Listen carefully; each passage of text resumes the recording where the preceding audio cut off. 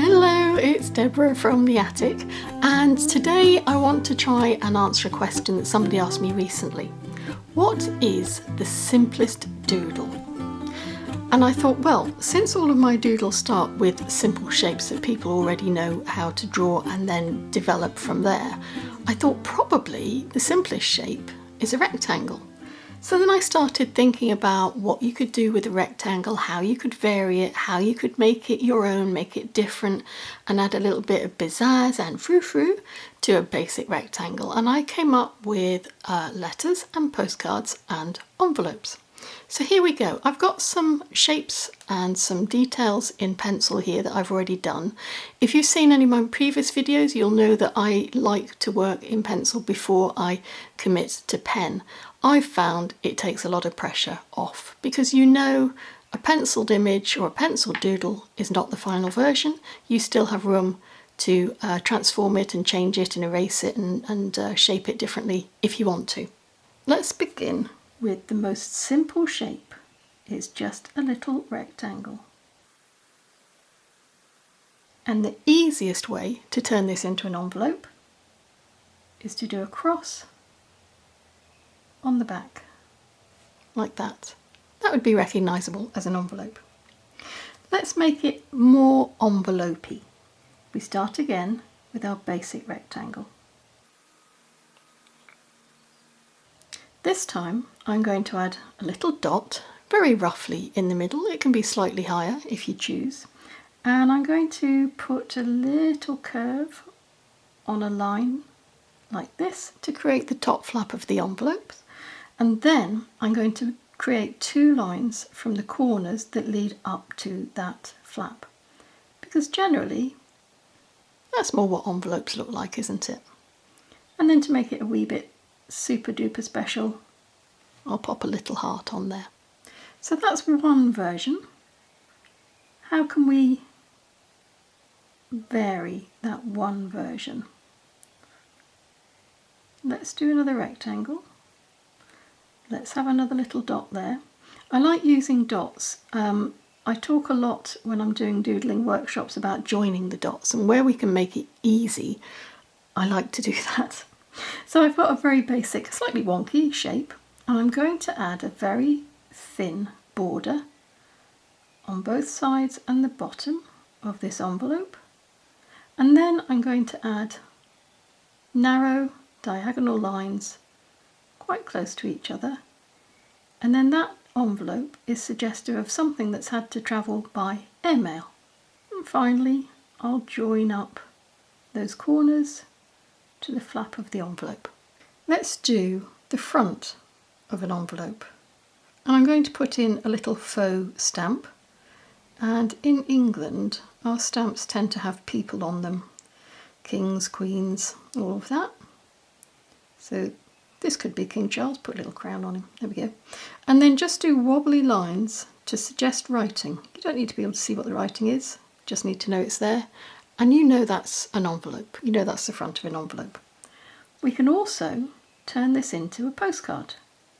And to make it a postcard, we draw a line down the middle like that, because then that separates where you write your little message on your postcard with your lovely wobbly lines from where you write the address on the other side.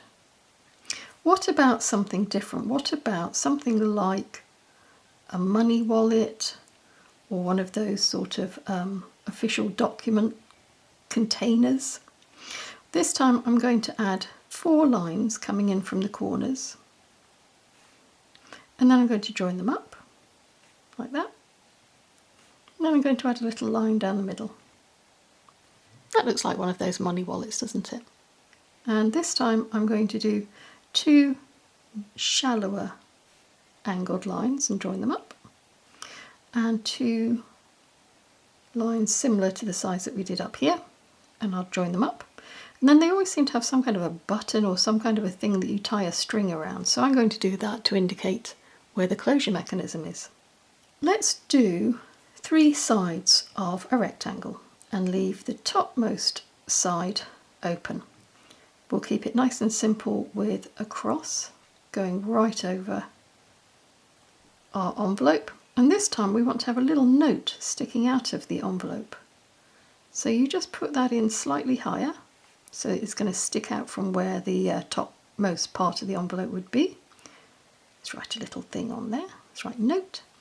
And then you complete it with some lines to join up the envelope. And you do this bit after you've done the note in the front, so that then you don't get confused and draw your lines, maybe have a line all the way across, and then that wouldn't look right at all. Let's do something different. Let's have 3 sides of a rectangle like this. Let's have our cross on the back. This time we're going to have some pretend lavender sticking out of the back of the envelope like this. Lavender's very simple. It's some lines and then some little ovals that join onto the stems. And I do these little ovals sitting opposite each other. Now, to complete the top of the envelope, you can leave it like this, but if you want to indicate that the flappers is opened, just take a little dot, take it up from where your cross meets, so you know you've got it fairly central, and then add the line and make sure that it sits behind your lavender leaves, or your lavender foliage, I don't know what to call them, because that way it makes it look as if they are sitting in front of the opening of the envelope. The next one we're going to do is going to sound ambitious, but what we're going to do is a box or an envelope that has been sealed with ribbon and then has a blob of sealing wax in the centre to hold the ribbon together. How do we do that? So with ribbon or string or anything like that, what you actually want it to do is sit slightly outside whatever it is that it is wrapped around. So in our case, I'm going to just do 4 little lines like this that sit ever so slightly outside the edge of the envelope box. I'm not sure if it's an envelope or a box, but it's a rectangle shape. So we do that. And then I'm going to join my pencil lines, and this is why sometimes it's a good idea to do your pencil lines first rather than go straight in with the ink, because if you're not absolutely certain where lines end and where they start, the pencil mark will guide you. Let's do our sealing wax blob. Now they're round, but they're not perfectly round, and they will have wobbly edges because of the way that the wax spreads when you drop a wax stamp into it. And then we're going to give it a hint of a shape, a hint of where wax has pushed out to the side. And the item that we were imprinting in our wax blob, let's do a heart again. That's just rather pretty. And do another little suggestion of shape there. And that gives us something that looks like a waxed seal. For our final one, we're going to have some of our simple little lavender fronds sitting behind an envelope. So we've got some lavender that sits below our envelope. I'm going to add my little dot. I'm going to join my dots to the corner to create the top flap, and then I'll do the under pieces like that. And I suppose I could pop a little heart on there too. So there we have what I think must be the easiest and simplest doodle, because it's starting with a shape that I think you can probably already do. And then everything that follows after that simple shape is simply an adaptation. That's all it is.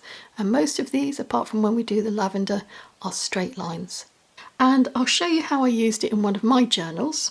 This was my page for February, and I thought it would be a nice idea to mark February with lots of envelopes and cards, because you hope to get cards in February, don't you? Maybe for Valentine's Day.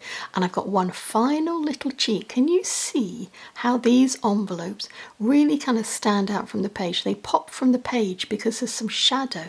I'm going to show you the shadow. I have a Faber-Castell cold grey Pitt Artist pen, like this. You can use any light coloured grey pen. Lilac would do as well. And I'm going to imagine a light source coming from this direction, and that means that I want to add shadow to the left and the underside of any of my envelopes to indicate that they are slightly in shadow. Let's do it on this side.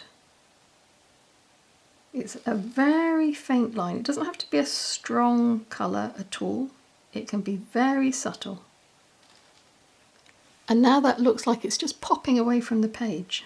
Let's do one of the postcards. It's just a line to one side and underneath. That makes it look as if this is slightly elevated from the page. I think it's a really nice effect to add, and it just takes your doodle, very, very simple rectangle doodle, to the next level. These are some of the tips and ideas that I'm sharing in my residential doodling course in the southwest of France this September. I'll provide a link up here to a video that tells you all about the course, or alternatively you can visit my website where I have the itinerary and all the details about how to book and what we're going to get up to. So do go and have a look at that. In the meantime, I'm going to say thank you for your time as always, and until we meet again, stay safe and take care and keep doodling.